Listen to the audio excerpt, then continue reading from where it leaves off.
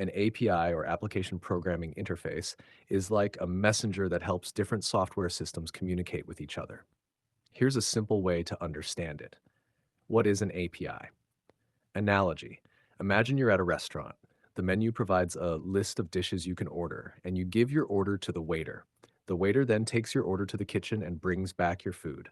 In this analogy, the waiter is like an API. Definition. An API is a set of rules and protocols that allows one software program to talk to another. It defines the methods and data formats that applications use to communicate with each other. How do APIs work? 1. Request. When you, a user or an application, need some information or need to perform an action, you make a request to an API. This request is like placing your order in the restaurant. 2. Endpoint. The request is sent to a specific URL known as an endpoint. This is where the API receives requests. Each endpoint corresponds to a different function or piece of data the API can provide. 3. Methods. APIs use various methods, also called HTTP methods, to define the action you want to take.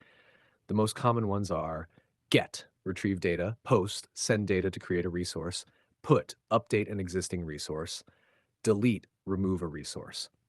4. Response. The API processes your request and sends back a response. This response contains the data or confirmation of the action you requested. It's like the waiter bringing your food back to you. Example. Let's say you're using a weather app on your phone. Here's how an API might work in this scenario. 1. Request. You open the weather app and want to see the current weather in your city. The app makes a request to a weather API with your city's name. 2. Endpoint.